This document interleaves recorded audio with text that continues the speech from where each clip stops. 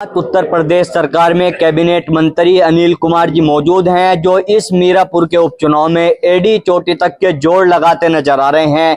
कल मुख्यमंत्री भी जिस तरह से आए, तो मंत्री जी किस तरह का मंत्र देकर गए? मुख्यमंत्री जी देखो, कल माननीय मुख्यमंत्री जी और आदरणीय चौधरी जयंत सिंह जी आए थे और बड़ी चुनावी सभा को उन लोगों ने संबोधित किया है।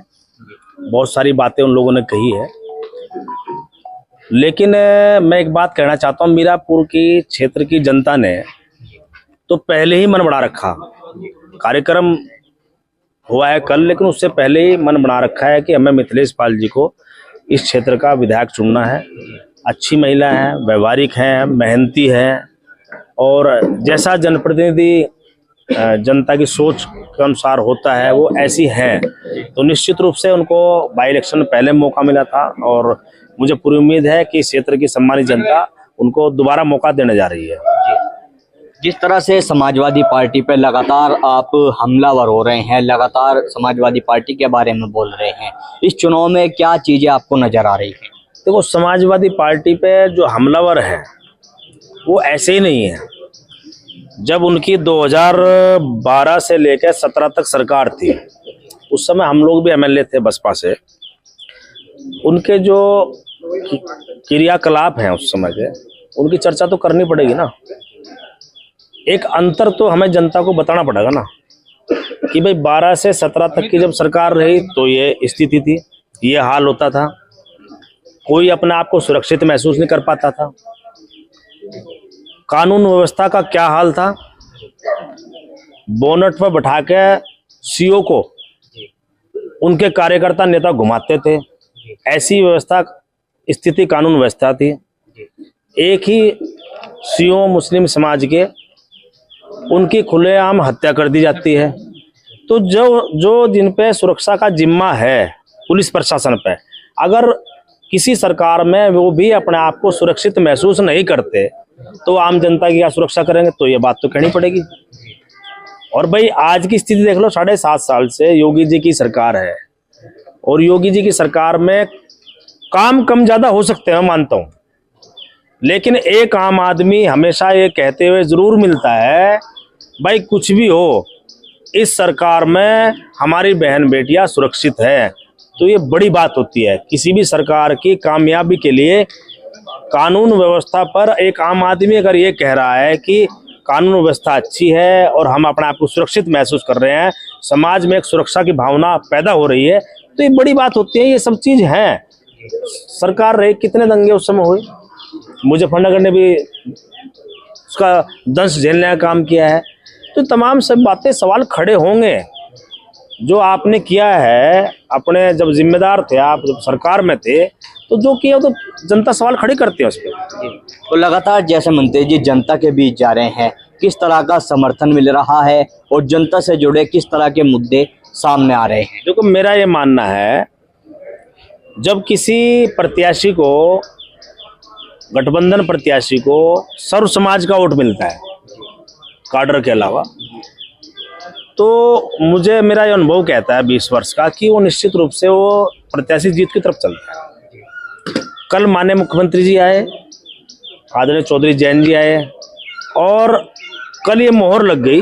जीत तो सीट हम पहले ही रहे थे, लेकिन मोहर इस बात की लग गई कि हमारा अंतर बड़ा होने जा रहा है इस बार हार जीत का। 16 तारीख को अखिलेश यादव भी आ रहे हैं। अच्छी बात, सभी लोग आते हैं, सभी आते हैं। तो तय तो जनता को करना है ना।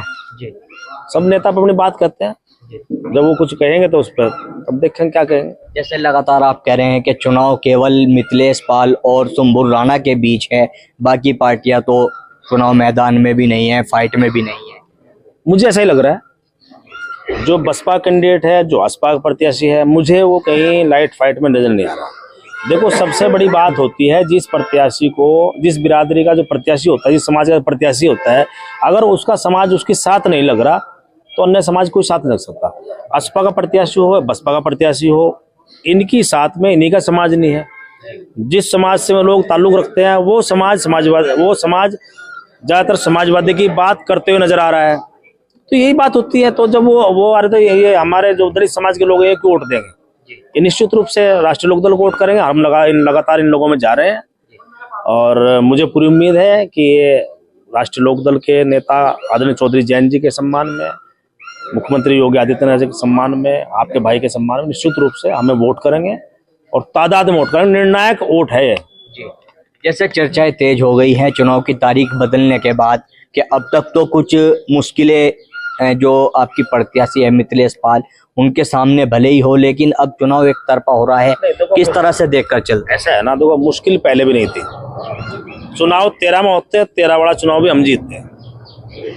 लेकिन देखो चुनाव आयोग एक जो है संस्था है और इंडिपेंडेंट संस्था है और चुनाव कराने का काम जो देश के अंदर करती है, उनसे कहीं ना कहीं कोई सूचना लेने में कहीं कोई निश्चित रूप से कमी रही है।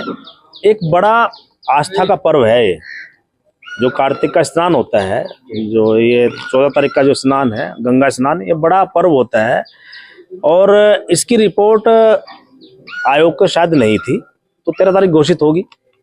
तो आयोग के सामने सही तथ्य रखे गए। एक बड़ा तबका, मान लो हजारों के लोग जो हैं, जिस दिन वोटिंग होगा और वो लोग रहेंगे वहां, तो हम उनका संवैधानिक अधिकार खत्म कर रहे हैं। अब वो अधिकार हमें भी नहीं है। राष्ट्रीय पार्टियां जो भी हों, जो भी पार्टियां, उनकी जिम्मेदारी होती है कि सही बात को आयोग के सामने प्रस्तुत करें। तो आयोग के सामने सही तथ्य प्रस्तुत किए, आयोग ने सही बात को माना, उन्होंने जांच पड़ताल करी, जिलाधिकारी से रिपोर्ट मांगी, क्या ये सच बात है? तो रिपोर्ट के आधार पे वो निर्णय हुआ। 20 तारीख वोटिंग होने जा रहा है। अब समाजवादी पार्टी तो चाह रही थी बस रसगुल्ला मुंह में चला सीधा, ऐसे थोड़ा हो जाएगा। तो आप जीत से कितने आश्वस्त हैं? पूर्ण आश्वस्त है, 100%। किसी से कोई चुनाव नहीं है, थोड़ा बहुत जो भी है समाजवादी पार्टी से ही है, बाकी किसी से कोई चुनाव नहीं है यहाँ। बिल्कुल, देखिए साफ तौर से कहना है कि समाजवादी पार्टी से थोड़ा बहुत चुनाव है, बाकी हम पूरी जीत से आश्वस्त हैं। लेकिन देखना होगा किस तरह के परिणाम मीरापुर सीट से सामने आते हैं।